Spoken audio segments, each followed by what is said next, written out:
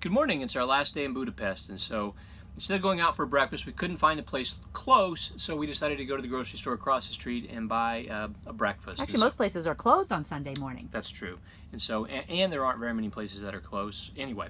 And so I went across the street and I got us a couple of bananas, some yogurt, an apple, a pastry each. These are croissants, I believe. I didn't see that. Yeah. And so all this together was about 800 forints, which is roughly $3. And so we have all this for breakfast this morning. Also, just something to note, I picked up plastic spoons when from the service, the place for coffee. And so when I went up to the desk, I wasn't intending to pay for the spoons, but she pointed at them, and obviously we're not communicating in English, and she charged me for them. She charged me 15 forints each, which is about 5 cents, but I wasn't expecting to pay that, and so obviously I didn't want to steal the spoons. So it's just, I guess, important if you're in a grocery store or something like that, something you might assume is going to be free back in the States, it's worthwhile just to show them everything you have in your hands, because they might want to charge you for everything. So certainly that'd be the case with condiments and other things like that. So this is our breakfast. Hi, it's us again. We are leaving Budapest and we are headed to Vienna. This is the first time that we are taking Flixbus anywhere, actually. Flixbus is big on Thanks, Tim. Flixbus is big on inexpensive ways to get to from country to country and from like major city to major city, within a country to other city, whatever. So Flixbus is cheap. That's why we're taking the bus. So people have asked us, people have asked us, like, why would you take the train? That seems like a no-brainer. Of course it does, but the train was $114 to go from Budapest to Vienna, and the bus is $33. So $114 for two people versus $33 for two people. So for people on a budget, the bus looks pretty appealing, and it's only shaving off 20 minutes by taking the train. So it's not like a biggie about time savings. But here's the thing, is we don't know where the train would have picked us up. Maybe it was in the center of Budapest. Maybe it drops you off in the center of Budapest. We don't know that because we aren't taking the train. But what we do know is that we had to take the tram to the subway to kind of get out to the sticks to the bus station to pick this up. And so that might factor in. It wasn't a big deal. It cost us a couple bucks. So we still saved an extraordinary amount of money. But what we're interested in, we're taking the Flixbus 8 different times this vacation, this trip. And so this is the first. I'm interested in, how is it freezing cold on the bus? Is there any air conditioning on the bus? It could go any way. Some of our buses are 1 hour. One of them is 10 hours. It's an overnight. So that's going to make a difference if we're extremely uncomfortable for 10 hours. I know they sell some food in the bus. So we got here kind of early. So we left after a light breakfast. So we're not going to get in till like 4 o'clock to the bus station. So we need to get some kind of food. What does that look like on the bus? Is there Wi-Fi on the bus? What's our luggage situation? Can we bring our backpacks with us in our seat because we have our laptops and our electronics? So while we're at it, this is what we're schlepping around, up and down subways, up and down stairs and everything like that. So this is all of our luggage, which for 9 weeks probably doesn't seem like a lot, but I know I overpacked tremendously. And this is about just over 40 pounds, like lifting this up and down hot subways after you're walking a lot. It's kind of a lot. So you can see why people do this when they're young, and this is why we're doing it while we are young enough to do it, because it's definitely a physical experience. Good, but physical. See you in Vienna. Hey, it's Tim and Amy from Go With Less. We just took the bus from Budapest to Vienna on Flixbus. I wanted to show real quickly, this was our Flixbus. So this is our first Flixbus trip, ever, out of 8 that we'll be doing. So we were looking for the apple green bus, and then this one showed up. We thought that we missed our bus. So just a heads up, all Flixbuses don't have to be green. Also, we had heard that there is Wi-Fi on. Hang on, Amy. This is what the Flixbus green bus typically looks like back there in the background. Yeah, so this one doesn't say Flixbus, that it's not green, so we had no idea that it's Flixbus, but it was the Flixbus, thank goodness. So, but here we are in Vienna. So it was exactly on time, it hustles. So I wish that I had found this video on YouTube when I was looking to do our first Flixbus, because I was curious about all these things. So it comes on time, it left exactly like quick. So it says be there 10 minutes early. They aren't joking. We had to give our passport and our bus ticket when we got on the bus. So it all happens fast. Yep, and the signage at the bus station was very minimal. So there wasn't. You had to know. There were signs, but they were very limited. And so we left ourselves some time to make this work, which we were very happy for that. So we were told that there was Wi-Fi on the bus. There was slow Wi-Fi at the very beginning, and then that went away completely. So we checked it a couple times throughout, no Wi-Fi. So if you're planning to get work done on the bus, just know that Wi-Fi may or may not happen. Tim has like the pea-sized bladder and goes to the bathroom like 700 times a day. He was mortified that there was no bathroom on the bus. Turns out we found out 5 minutes before pulling in, there is a bathroom on the bus. It's just kind of in a weird spot. So it's like in the stairway that you would have never known that it was there. So there was that. We also thought there might be food to purchase on the bus. We did not see any food in any way, so I don't think that was the case, but we had a nice drive. We did cross a border. I'm going to show a video after this of the border crossing. It was like it was just driving through something really quickly. So I've been told about some border guards, border guards coming on the buses and checking passports and things like that. That didn't happen at all on this border crossing. So it was easy breezy. It was like maybe not even 5 minutes of traffic, went right through, no problem. It was cool and comfortable. The temperature. That's right. I didn't know if it might be freezing. Sometimes buses can be really cold or really stifling. This one was absolutely the right temperature, so I just wore something like a short sleeve dress. I thought I brought layers galore. Didn't need them. It was very comfortable, so it was air conditioned, but really nicely. So it was really quiet.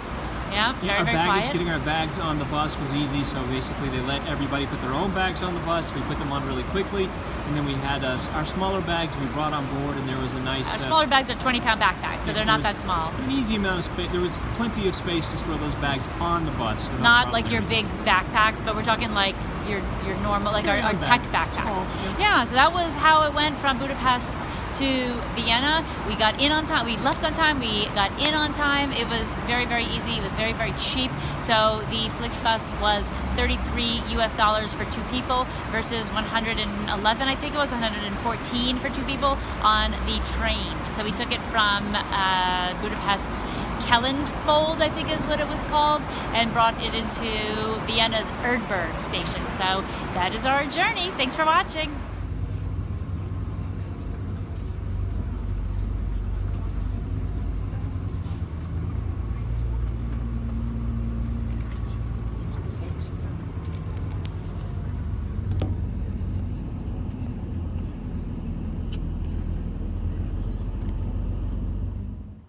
Hi, it's the 1 week anniversary of our 9-week trip. So we're excited to be in Vienna. This is our first day in Vienna. This is actually our 4th hotel or our Airbnb.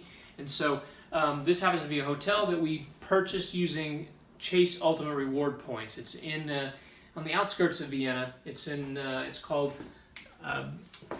It's part of the Accor hotel chain. It's called Mercure Hotel Raphael Wien. I think that's for Vienna. So compared to our boat bathroom from the last video, this one, or 2 videos ago, is gigantic. Amazing. Yeah, so our last bathroom shower on the boat, the shower curtain was touching us at every single moment, and so this would be nice to have a nice shower. And we're here for a few nights, whereas we were only in the hotel for two nights. For a couple nights. Yeah, so it's nice to be here for. I think we're here 3 nights, right? That's right. So thank you to Chase Ultimate Rewards. Yeah. So we are staying a little bit outside of town because it was cheaper, and this isn't as a walkable. So if you want to stay closer in, it costs quite a bit more money. So we chose to stay a little further out in Vienna, and so we purchased a 3-day train ticket so that we can get in and out of Vienna with relative ease, and so we're looking forward to seeing how that goes. But excited about our hotel, excited to get here. Very spacious. Yeah, we did not have internet when we got here, so luckily we ran into somebody at the train station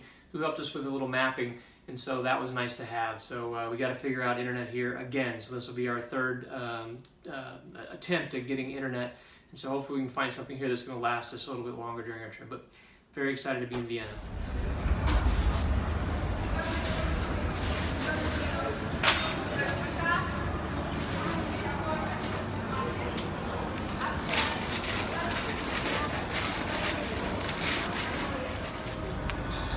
We just arrived in Vienna, and we are at Vienna's State Opera House. I love opera. Tim has only seen the opera in Denver and isn't a fan, but he hasn't seen outstanding opera. So I wanted to check it out at the Vienna State Opera House. They're playing Rigoletto. They're performing Rigoletto, I should say. And we were hoping to get tickets. They were completely sold out a few months ago. So they have these standing room only tickets that are only €3 or €4, but you have to get here kind of early. And we just arrived because we we're just arriving from Budapest, so all the tickets are sold out, even the standing room only. But what they do here, which is kind of a good hack, I don't know, we'll see how good of a hack it is right behind me is a screen showing the opera that's playing inside. So that is free. I don't know that we're gonna find any spot to sit down, but if you're gonna wanna see a little opera and maybe see if you like it, this is a good way to do it.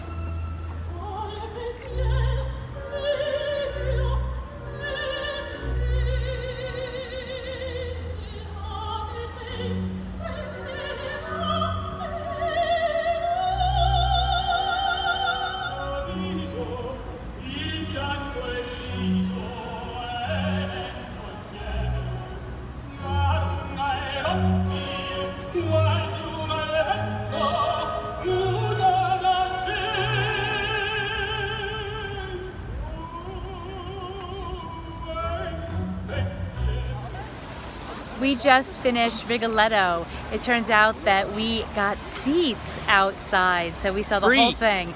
It was free. This was actually quite a wonderful experience. So after each act and each major aria, the whole crowd erupted into cheers. It was quite a decent-sized crowd, as I show pictures of as we got here.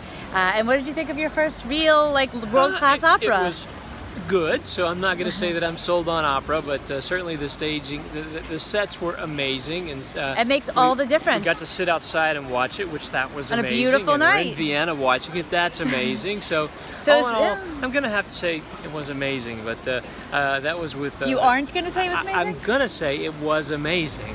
Well, here's the thing. It was sung in Italian. The subtitles were in German. Yeah. The key to understanding opera, if there's no subtitles, is to read what they call a libretto, which is the story, because it's all the same lyrics over hundreds of years. And so we read the libretto, and so we knew what was happening. So even though we didn't understand any of the words at all, we had a gist of what the story was all about because of that libretto. So it's a phenomenal story. So hopefully you get to enjoy a free opera too. Yep. So all things, I'm going to give it a thumbs up. That's a big win. There you go.